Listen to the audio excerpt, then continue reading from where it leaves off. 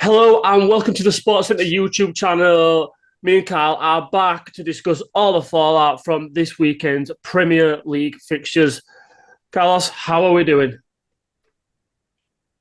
Yep, good. I think we've both had positive weekends this week regarding our teams, so happy days. We have. I'm in good spirits. Apart from I'm really bunged up because this weather's been playing havoc with my hay fever. But we're going to plough on nonetheless. We had a Friday night football this week to discuss. Quite a big game as well, to be fair. So Luton against Everton, albeit Everton have got nothing to play for. Everton are safe now. Yeah, Luton needed to win, really. It's one of those games. Home fixtures are vital when you're scrapping for points down there. And to be fair, they could have done with a win. I thought they were going to get that win, to be fair, as well. Yeah, But I did too. But yeah, Everton scrapping away still. Dominic Calvert-Lewin, bit of a resurgence, Dominic Calvert-Lewin these days. A late Euro push, Carl. definitely not. Definitely not. There's a lot of other people in front of him, but he has come with a bit of, well, I say a bit of form. He's scored a couple of goals and he's putting himself about being annoying, isn't he? So Yeah. I mean, fair play to Luton. They come back, but yeah, home fixtures when you're scrapping away down there are critical, and they could have done with 3 points to help them out. Move on to Saturday's fixtures. So we had a few games on Saturday. The early fixture: Arsenal against Bournemouth. Pretty one-sided, really. It took them a while to get the breakthrough, Arsenal, but they could have been 3 or 4 up by half time. yeah, I listened to this on radio. I've watched highlights back since, but I listened to it on radio, and they were pretty much just saying that it seemed like a nil-nil game. Arsenal were winning 1-0 at a time. It seemed like a nil-nil game. There was nobody really pushing, nothing really happening. Um, but from what I've seen, I think Bournemouth had one or two chances. The rest of it was just an Arsenal domination. It's funny you should say that because I actually listened to this on the radio as well. Yeah, Yeah, how was yeah, that? yeah. I went car. Yeah, I listened to it. I've seen the highlights, but yeah, I did listen to it. And it just sounded the Arsenal were literally just absolutely hammering the door down for the first half. Fair play to Bournemouth. They've defended quite resiliently, but ultimately Arsenal were just too good, and their class came through in the end. They're going to push City all the way, I think. Moving down the fixture list, Brentford, Fulham. I'm not even asked about talking about this. Brentford nil, Fulham nil. Let's just leave it at that. And Move on. well, neither of them have got naught to play for. Brentford safe. Fulham. They're kind of around about lower to mid-table, and I think yeah, let's just move on, shall we? Burnley against your mob, the Toonami.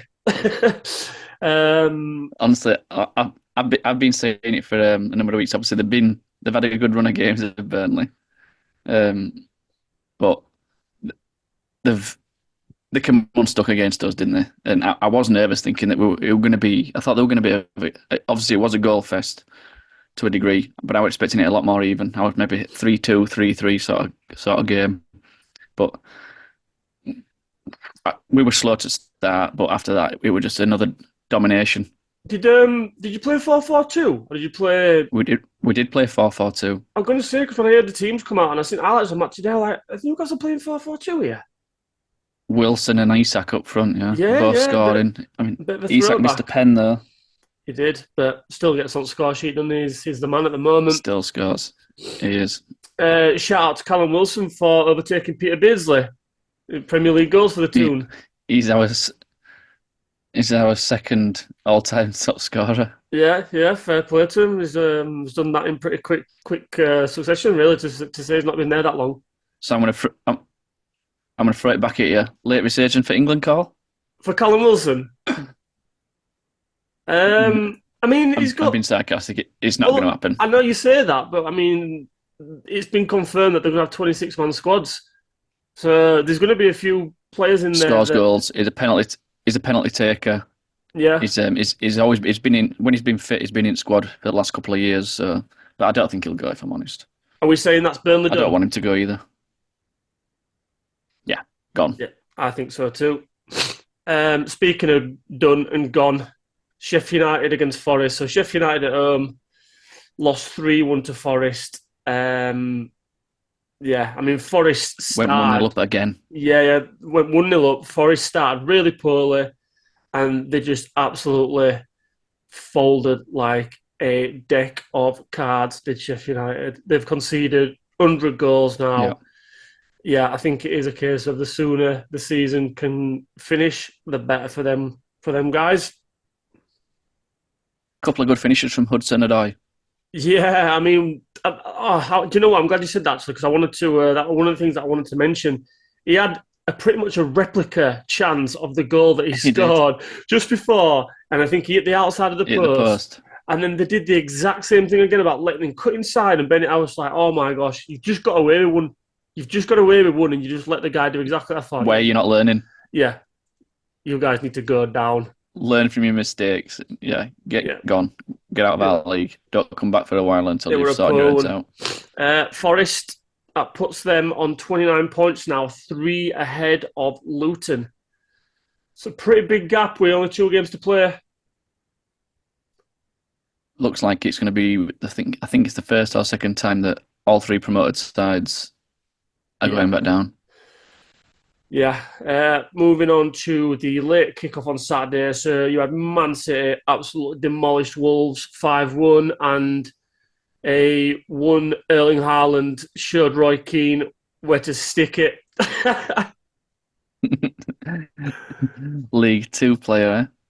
Well, it was just basically all these players like Ollie Watkins and people, thinking, oh yeah, I've got a sniff at Golden Boot, and he just comes in and bangs forward like, nah, you aren't. I'm having this goal. This is my Golden Well, Boot. It ain't going nowhere. yeah. Well, Isak at same. So we were Yeah, he was second in running, if you like, in that league. yeah. Yeah, that's gone now. He's just bagged that. I mean, title race is still tight, but I just can't see City slipping up. If I'm honest, I think yeah, and the way I mean, we'll get on to I do. Tottenham. Yeah, well, we'll get on to Tottenham in a bit because I've just got back from that game and I will.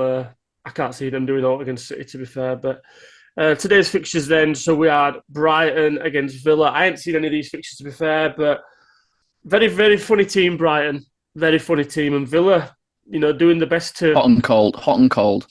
Yeah, and obviously Villa had a bit of a poor result in midweek as well, losing 4-2 in They Europe. did. So they've had a poor week of Villa, not finishing the season well.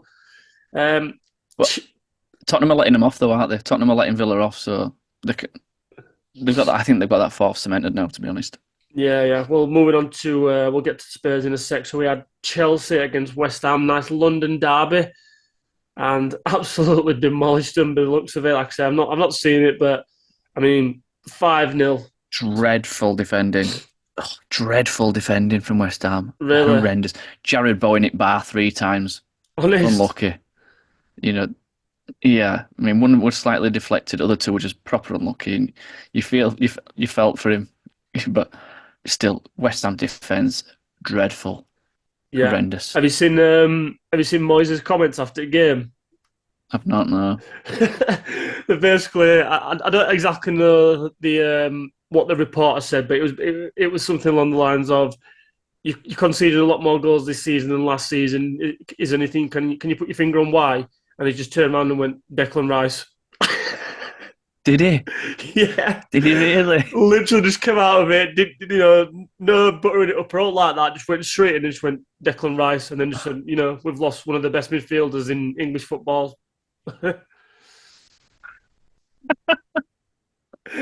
It's true though. It is true. It is true. He's got to get out of there. I know, as Moise. Yeah, get him out and get him into a club that's not as toxic as West Ham. Well, I yeah. hope they get Julian Lopetegui. I hope they get Lopetegui.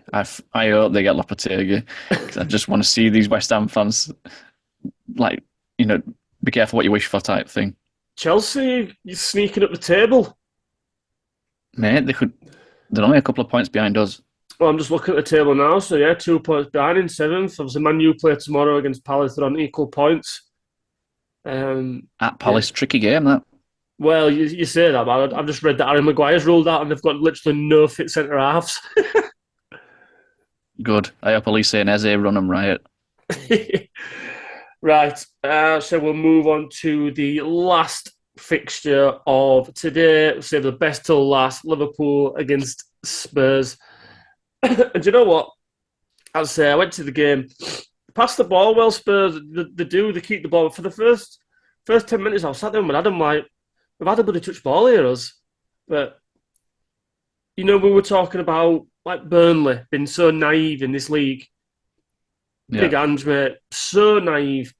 The space they're leaving behind, like it's just on every time. And I think we played counter-attacking football. We actually sat back and thought, you know what, we're going to let them come onto us, and we're just going to go bam on the break, and it worked. It literally did.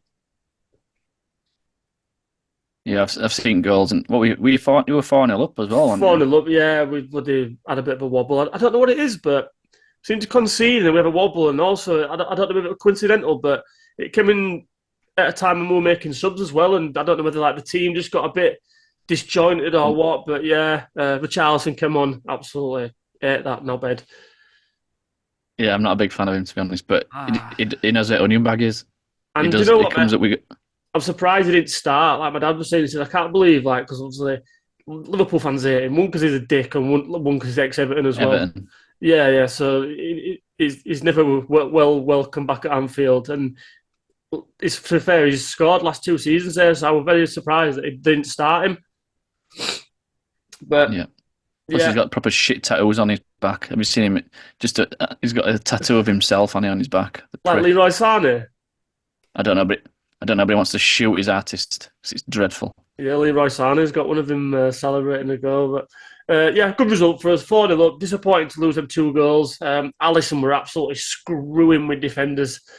Absolutely screwing, and rightly so. But yeah, Yeah. We've got Villa next, and I think the way they're Ooh, looking at. big game. Well, you say that, but I mean, West Ham in the Champions League, they're pushing for it. Yeah, I suppose it's a big game, but there's not a lot to play for. But it's still a big game. It is. And then, yeah, we've got one fixture left tomorrow, so that's Palace against Man United. Man So United. we'll see how that one unfolds. Right, mate. Good chat, as always. See you in a bit. You shall. Thanks for watching, guys. If you can subscribe to the channel, hit the like button, and we'll catch you in a bit. See you later.